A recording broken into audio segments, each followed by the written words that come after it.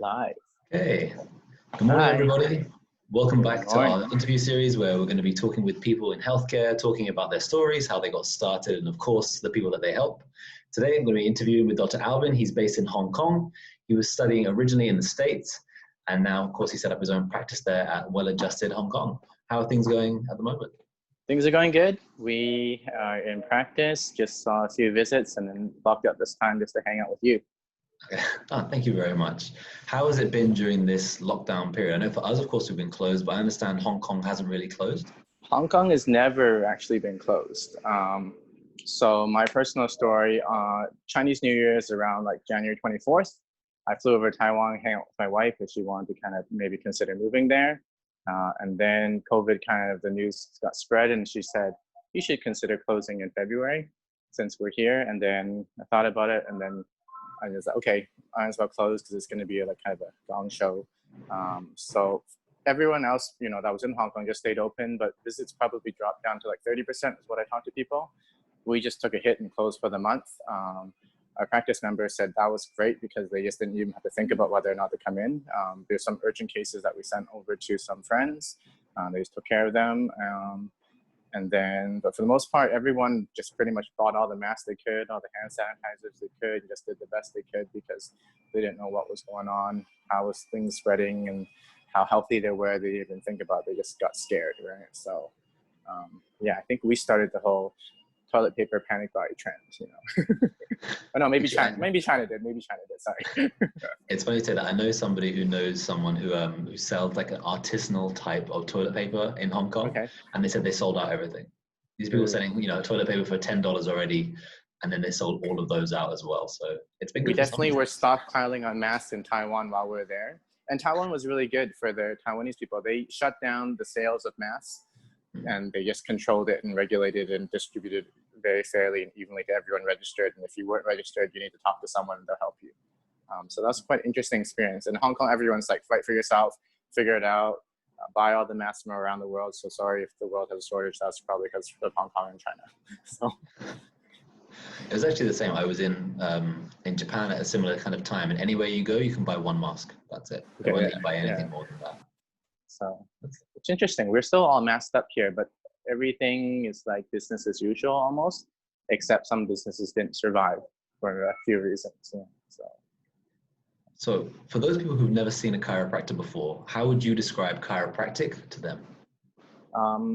So I usually talk to them like, chiropractors are kind of like dentists for your spine, when do you go see a dentist? When you have a toothache or when you have a cavity or just for a regular checkup. And then a lot of people go, why would you check their spine, right? I'm like, then I explain to them, well, your spine actually has a way bigger role in protecting your nervous system. And it actually is, helps facilitate your brain-body connection. And then like, what does your brain connect to? And what does your body do? It needs the nerves to facilitate that. So once they understand that bigger picture, they're like, oh, maybe I should get my spine checked. So that's usually how I explain it. It's very easy. Dentistry is a profession they're very familiar with. And they're like, huh, that makes sense. I'm like, have you ever had your spine checked? Like, you should go somewhere. It doesn't have to be me, but you should just go. Right? And then that usually makes them think differently about it. So I agree. I mean, I use an example myself of dentists. I think they've really understood how to help people to maintain health as well as be this kind of crisis care whenever it is needed in some of those cases. Like everyone brushes their teeth every day without thinking about it, right? It's very well ingrained. Maybe there's a social stigma of having like a smelly breath. So maybe in the future, if there's a stigma of having bad posture, maybe things will change and everyone will do their straighten up spinal exercises and stuff like that. But we're far from that. But I think the awareness is getting out there. Anterior head carriage is trendy to talk about in the news once in a while. But is everyone stopping using their phones? No. Right, so I think there's a lot of work for us to do still, education-wise. So if we start in the very beginning, then why did you decide to become a chiropractor? So it's kind of a longer story. My sister and my brother-in-law are chiropractors, but I didn't even know what chiropractic was, even though I went down to hang out with them.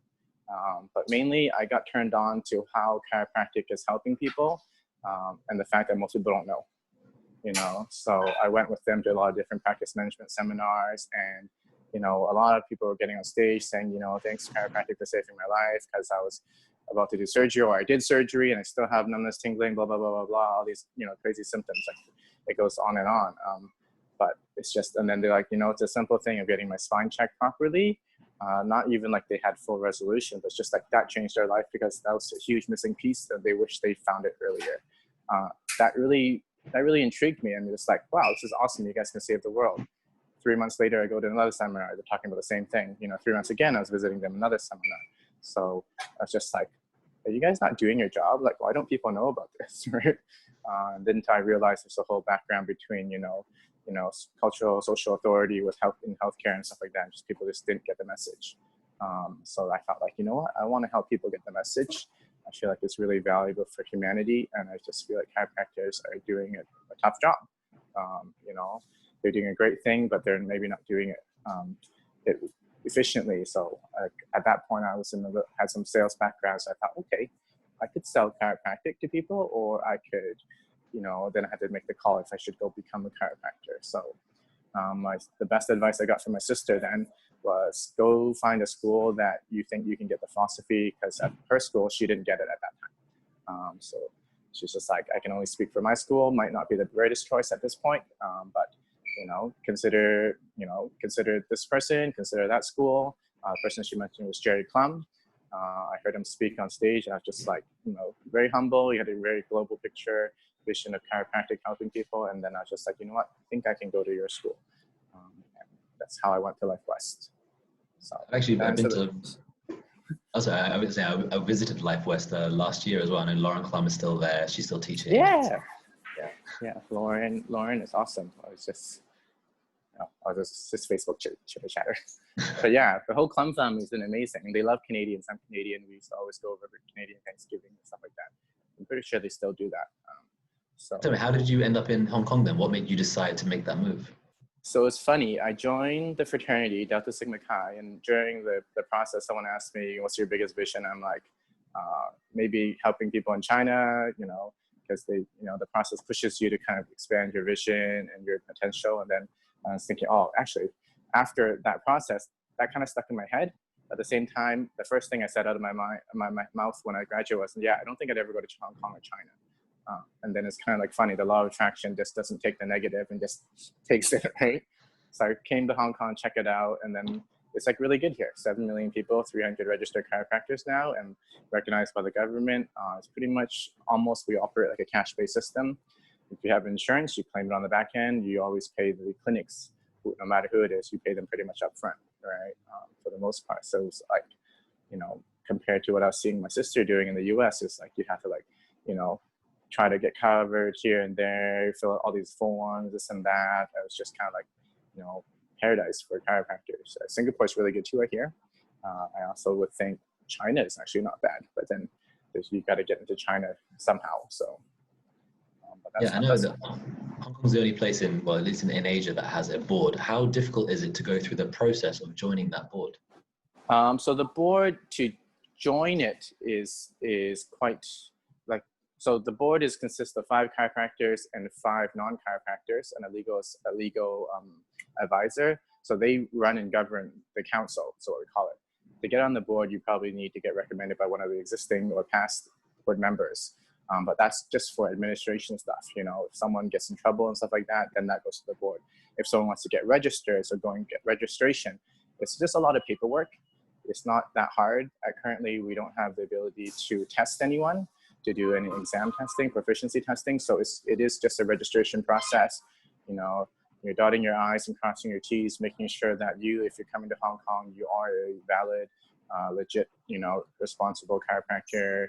You haven't had anything, you know, against you on your record. You graduated from a proper accredited school. So you want to make sure you do your paperwork diligently and talk to someone who's done it.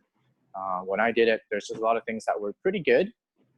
Nice reference letters. Everyone says, yeah, Alvin's a great guy, blah, blah, blah, blah. Dr. Sue is amazing, blah, blah, blah. And then for the council, they're like, so is Alvin the same person as Dr. Sue? Is the same person as what's on my certificate or my diploma, and then also on my Hong Kong ID and passport? Like things like that became the biggest nightmare for people when it's just, you got to just make sure everything's consistent. because they just pretty much got to register you based on what everyone else says.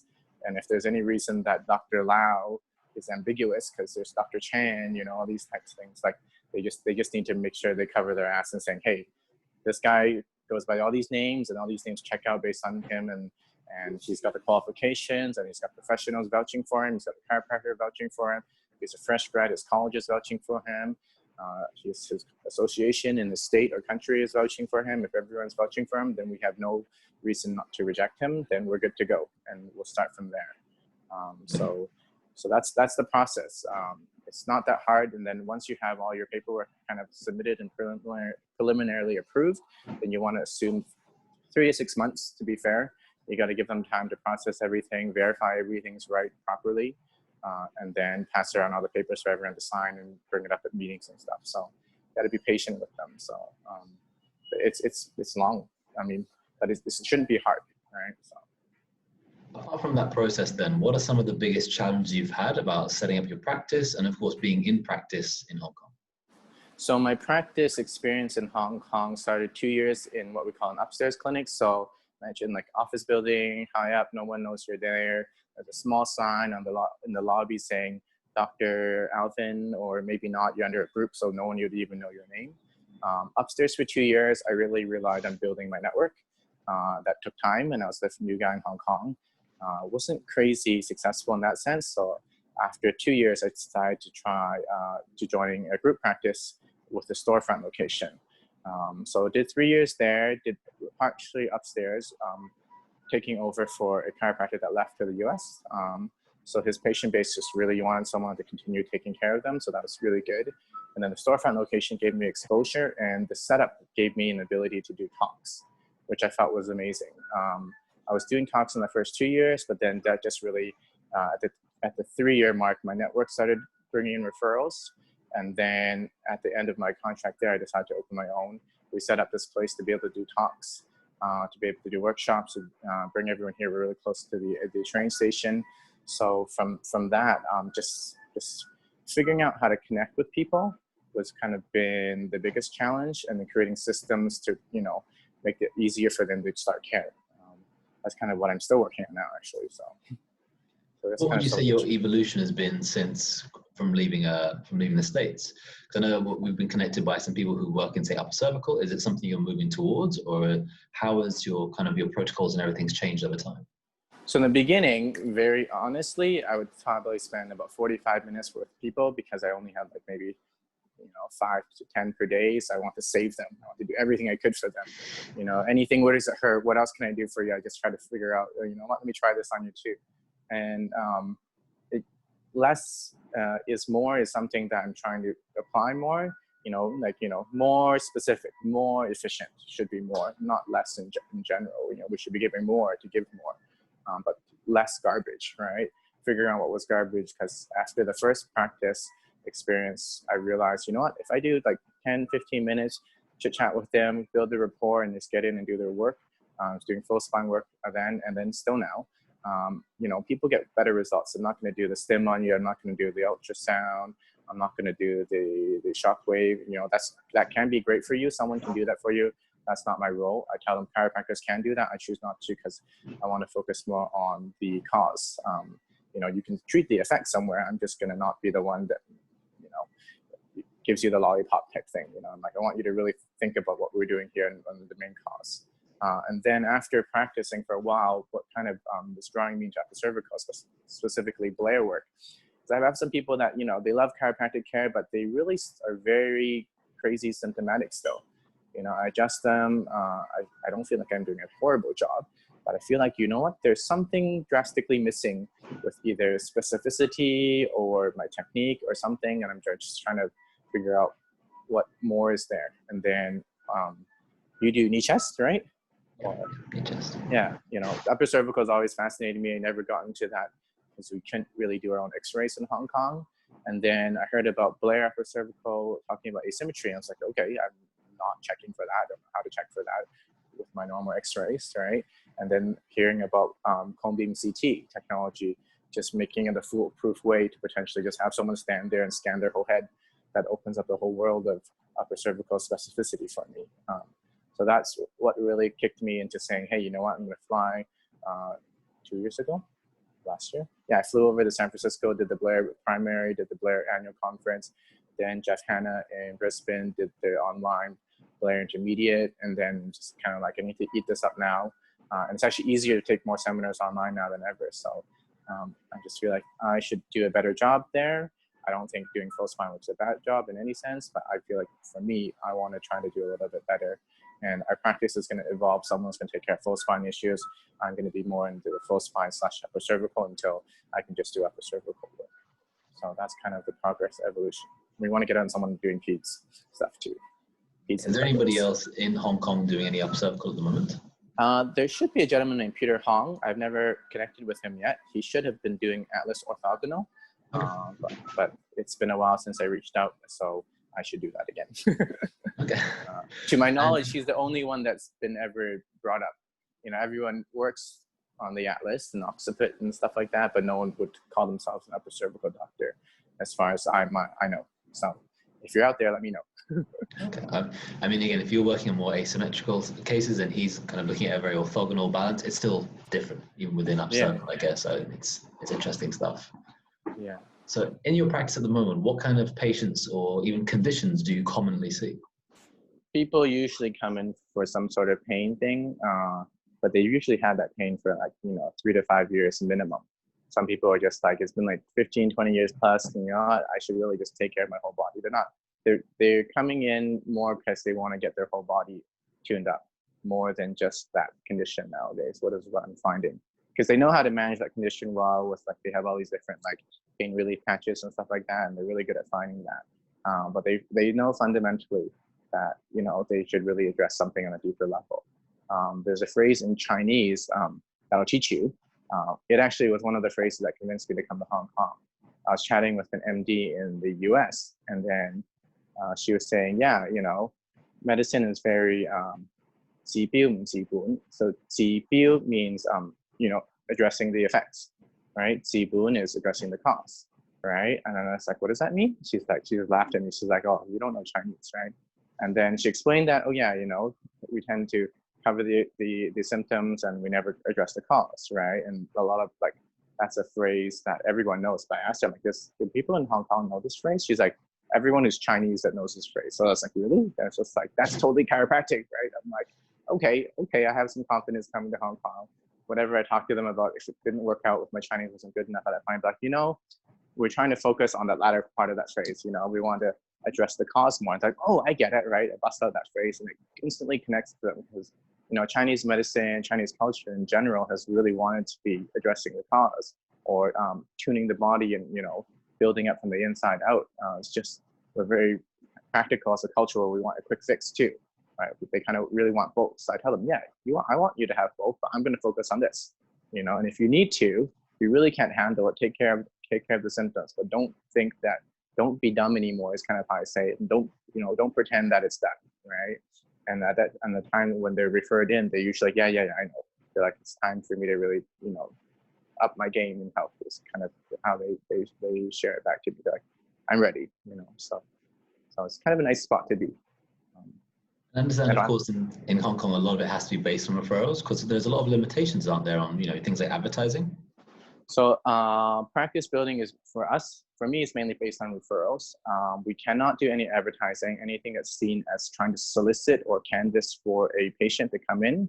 That is technically illegal. So if I hand you a card, unless you're a healthcare professional, that's actually a no, right? If they ask me for a card, that is actually fine. Can I get your card? Great. And it's like, if someone handed me their card and I didn't give it back to them, or if I just handed it back to them, that's technically not a good thing to do. Someone could just report you technically. No one's usually going to do that, but it's just, you can't go around passing your cards on the street. You can't do any marketing flyers, anything that seems like you can't do anything in the marketing sense that draws people in. You can do education. You can engage them. You can do workshops. But anything that says come in for a spine check for any price mount or discount and stuff like that, that actually is technically a no-go. Unless it's and this is where you work in the gray areas, unless it's in a private arena, it's a private talk, a company talk, private online group, and that's different, right? Because you chose to be there, not just walking by and someone slams in your face, hey, have you had your spine checked for subluxations before, type thing, right? So that's kind of the biggest restriction with marketing. And then with x-rays, we can't take them ourselves.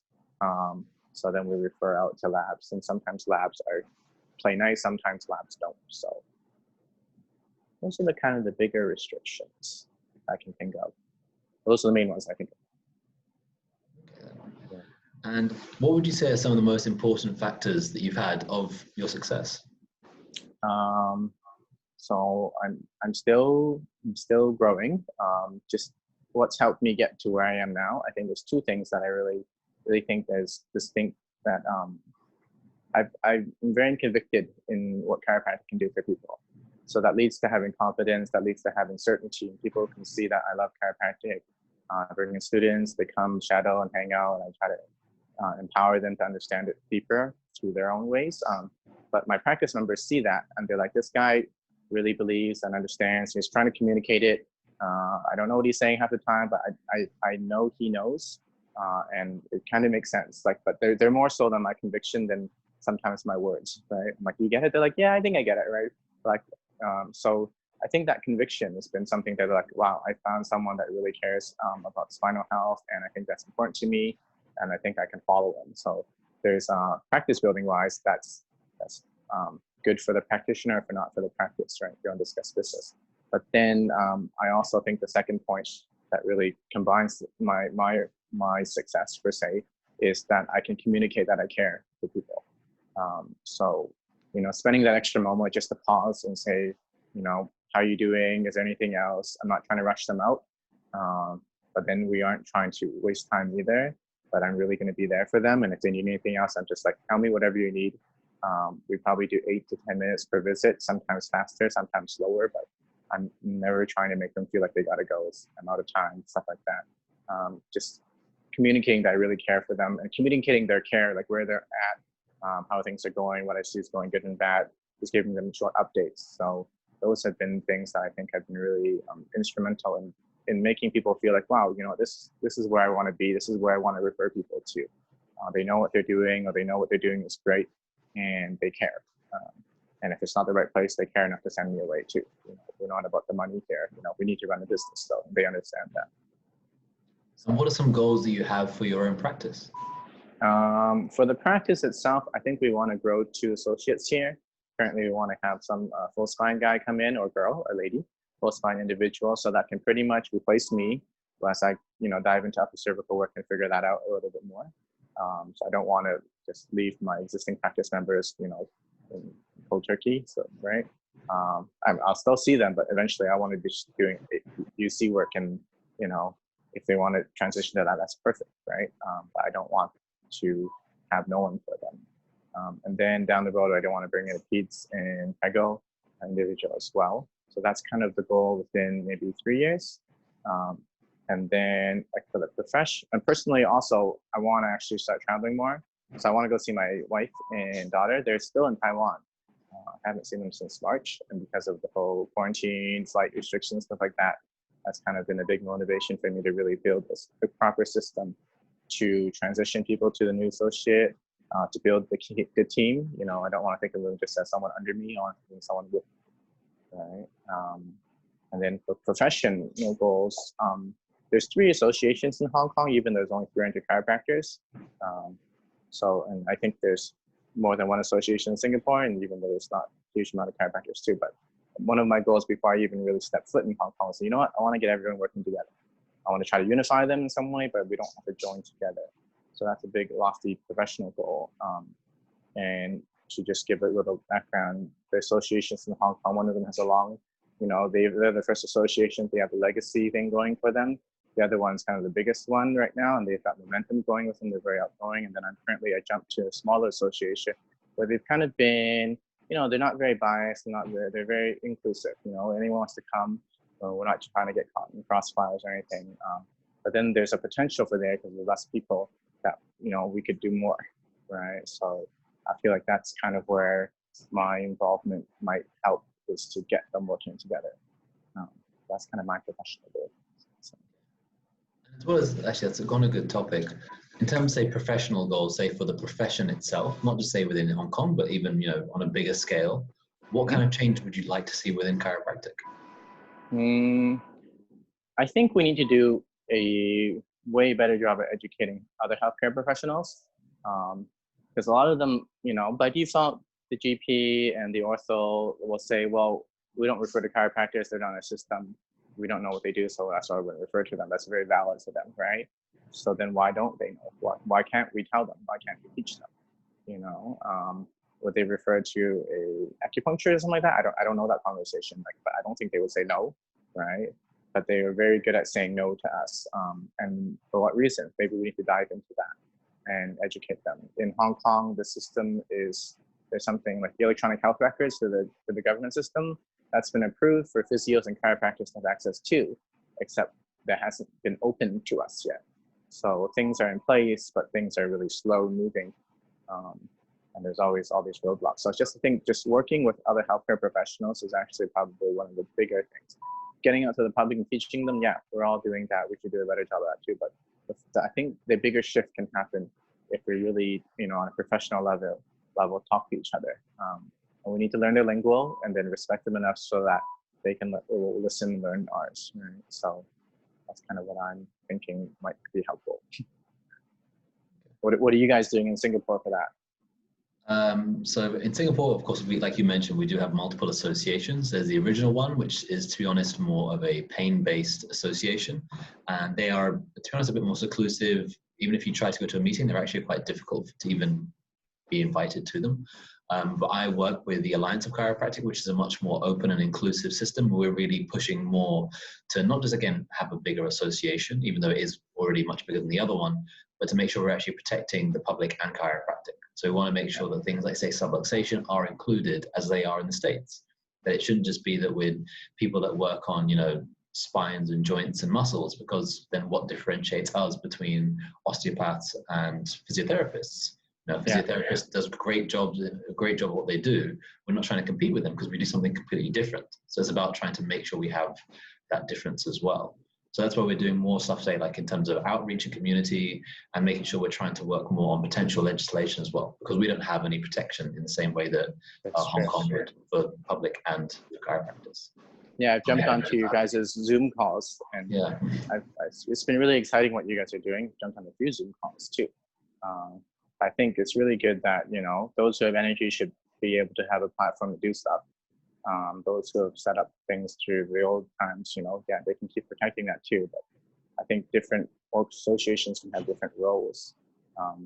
But the main thing is to try to work together. So, Absolutely. So what kind of, so given the current lockdown, what kind of changes would you like to see potentially in healthcare systems as well? In healthcare systems, like chiropractic, or in the whole system, right? Either or both. So I think within the Hong Kong community, or even kind of globally, I feel like it's kind of a thought I was having is, I usually write the diagnosis code based on whatever the referral letter says, based on what they're trying to claim, right? I feel like we should really try to, really write the right code for each person a little bit more. I have that in my notes, but that doesn't show up in the records when they're claiming and stuff like that. So that doesn't make it into any sense of, big data type of analysis system. So I feel like if chiropractors can help pull their data in some way, be very systematic with their exams and stuff like that, so we can kind of, listening to Christopher Kent talk about, practice-based networks, right? Practice-based research networks. Like that should be the starting point for everyone. We can start creating data that we can use all together within our systems. Then we have something to show for us. Hong Kong currently has published reports that say no more chiropractors are needed. You survey people at the hospitals, they don't think chiropractic is needed. You survey people, like those demographics never get exposed to chiropractic, so they come up with these reports that sound really weird, because our practices are growing, more and people are coming, and then they can come up with a report based on their data that says, I think we have enough chiropractors, we probably hit capacity in a few more years. Right, but that's totally opposite, because as people understand what chiropractic is, everyone's going to shift over. But we have nothing to show for that, right? So that's kind of why I think we should work together with systems, with research, and stuff like that. With health professional wise, I said it earlier about educating different health professionals. So I think one thing we're trying to do here a little bit later is well-adjusted nurses nights or something like that, where we'll pretty much take care of nurses for free on special nights. and just educate them. You guys are doing so much for people who are sick, but who's taking care of you? Some of you don't want to take any more drugs. You know what? Here's an experience that we can offer you to be of service to our community. And if you want to take up on anything else after that, just let us know. But things like that, where we can give them the experience of chiropractic care is something that we're thinking about doing as well. But we need to start to work together. It's interesting you say that. Actually, we had an article posted today where myself and a couple of others are going to be offering free care as well. So it's in some newspapers at the moment. So I guess we're kind of like the guinea pig. We can let you know how successful initially I almost had and I know my wife would kill me if she ever heard me say this, I almost if I got COVID per se, then I would just be like, great, gloves are off, I'm just gonna go and adjust anyone that has COVID type thing.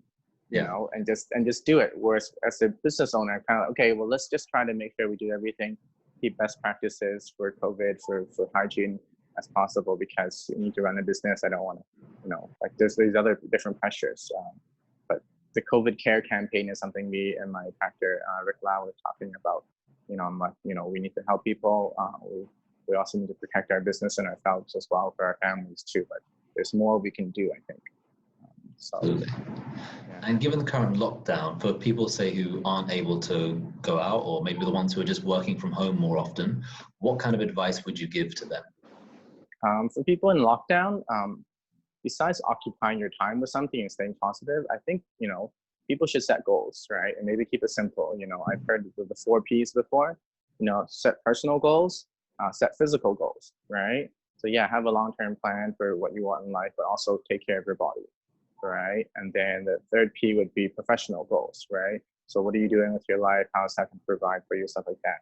And the last one, I think, is the one we always miss when we be too diligent with taking care of our responsibilities, is a play goal. How are you balancing your life with play? It could be as simple as, I'm just sit at home and read a book and turn off my phone and stuff like that. But just having personal, professional, play, and physical, taking care of your life, the body, I think that's kind of something I would recommend for everyone. And then from there, take action steps on it, right?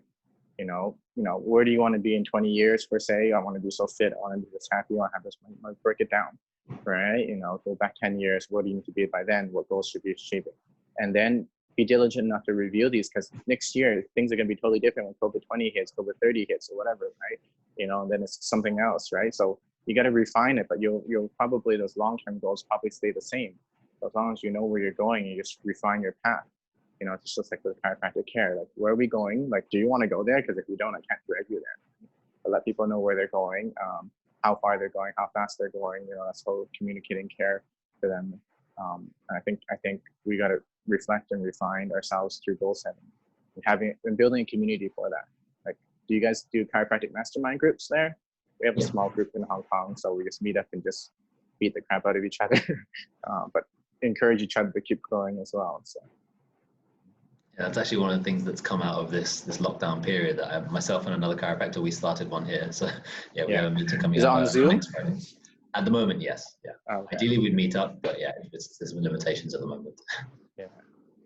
Like, okay. And before we end today, if you could talk to yourself, say 5 or even 10 years ago, what kind of advice would you want to give to yourself? It's much earlier in my practice journey, I would say to myself, you need to really flush out all the systems. Having great ideas is awesome, but not having systems to follow it through. You create too many loose ends, and that can really drain your energy. Keep your vision big, right? But have a good system to follow that. So, if you have ideas, write them down and then refine them through, I guess there's 4 Ps and 4 Ds, right? For like, you probably know the 4 Ds, right? Like cast, right? Yeah. So it's like, if you have all the ideas of systems and things you want to achieve, you got to figure out, are you gonna do them? Are you the one who has to do them? Actually, no, you should go this way.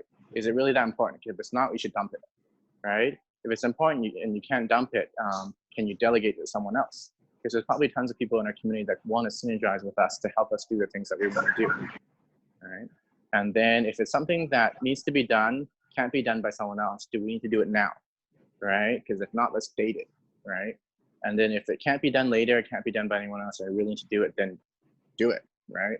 So I'd work on my systems, review that, flush those out, and then sort it out by those, because there's so many things that I just kept pushing at the forefront. They just occupy my space, but a lot of them I realize now are things that need to be done later. Or I have people, students are coming by and they want to help, right? So I can start delegating to things, and it's a very win-win-win. They get experience, I get the things done, and our community benefits, right? So that's what I tell myself more. Work on systems, Alvin. Well, thank you so much for joining me today, Alvin. Thank you for everybody who's watching this either live or watching on the replay. If anyone has any questions, I made sure that Alvin and Well Adjusted Hong Kong are tagged into this post. So again, you can just click on them, and I'm sure Alvin's going to be happy to help you. Cool. Thanks for your time too. Thanks for the very much. opportunity.